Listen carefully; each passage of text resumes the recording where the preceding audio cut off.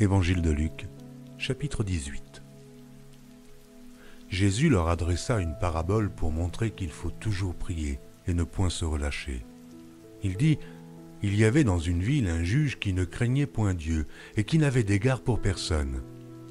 Il y avait aussi dans cette ville une veuve qui venait lui dire « Fais-moi justice de ma partie adverse ».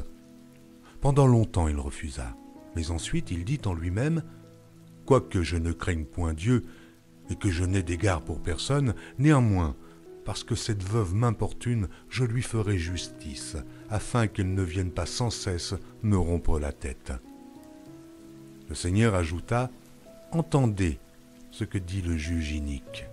Et Dieu ne fera-t-il pas justice à ses élus, qui crient à lui jour et nuit? Et tardera-t-il à leur égard? Je vous le dis, il leur fera promptement justice, mais quand le Fils de l'homme viendra, trouvera-t-il la foi sur la terre? » Il dit encore cette parabole. En vue de certaines personnes, se persuadant qu'elles étaient justes et ne faisant aucun cas des autres, deux hommes montèrent au temple pour prier. L'un était pharisien et l'autre publicain.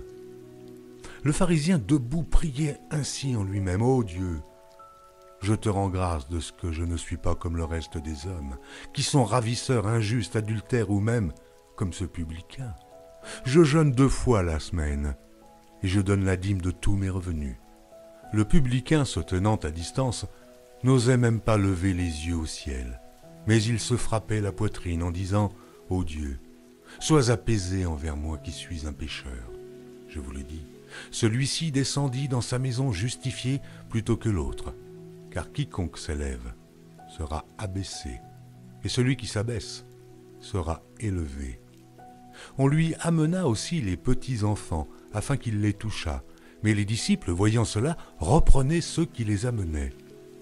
Et Jésus les appela et dit, « Laissez venir à moi les petits-enfants, et ne les en empêchez pas, car le royaume de Dieu est pour ceux qui leur ressemblent.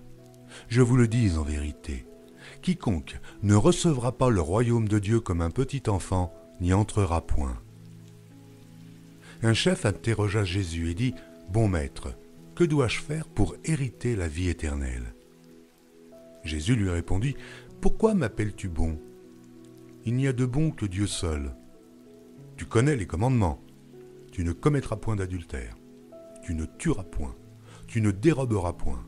Tu ne diras point de faux témoignages. Et honore ton père et ta mère. » J'ai, dit-il, observé toutes ces choses dès ma jeunesse. Jésus, ayant entendu cela, lui dit, « Il te manque encore une chose. Vends tout ce que tu as, distribue-le aux pauvres, et tu auras un trésor dans les cieux. Puis, viens et suis-moi. » Lorsqu'il entendit ces paroles, il devint tout triste, car il était très riche. Jésus, voyant qu'il était devenu tout triste, dit qu'il est difficile à ceux qui ont des richesses d'entrer dans le royaume de Dieu. Car il est plus facile à un chameau de passer par le trou d'une aiguille qu'à un riche d'entrer dans le royaume de Dieu. Ceux qui l'écoutaient dirent « Et qui peut être sauvé ?» Jésus répondit « Ce qui est impossible aux hommes est possible à Dieu. » Pierre dit alors « Voici, nous avons tout quitté, nous t'avons suivi. » Et Jésus leur dit « Je vous le dis en vérité, il n'est personne qui, ayant quitté à cause du royaume de Dieu sa maison, ou sa femme, ou ses frères, ou ses parents, ou ses enfants, ne reçoivent beaucoup plus dans ce siècle-ci et dans le siècle à venir, la vie éternelle. » Jésus prit les 12 auprès de lui et leur dit, « Voici, nous montons à Jérusalem, et tout ce qui a été écrit par les prophètes au sujet du Fils de l'homme s'accomplira. Car il sera livré aux païens, on se moquera de lui, on l'outragera, on crachera sur lui, et, après l'avoir battu de verge, on le fera mourir. Et le 3e jour, il ressuscitera. » Mais ils ne comprirent rien à cela. C'était pour eux un langage caché, des paroles dont ils ne saisissaient pas le sens. Comme Jésus approchait de Jéricho, un aveugle était assis au bord du chemin et mendiait. Entendant la foule passer, il demandait ce que c'était. On lui dit, c'est Jésus de Nazareth qui passe. Et il cria, Jésus, fils de David, aie pitié de moi. » Ceux qui marchaient devant le reprenaient pour le faire taire, mais il criait beaucoup plus fort, « Fils de David, aie pitié de moi. » Jésus, s'étant arrêté, ordonna qu'on le lui amène, et quand il se fut approché, il lui demanda, « Que veux-tu que je te fasse ?» Il répondit, « Seigneur, que je recouvre la vue. » Et Jésus lui dit, « Recouvre la vue, ta foi t'a sauvé. » À l'instant, il recouvra la vue et suivit Jésus en glorifiant Dieu.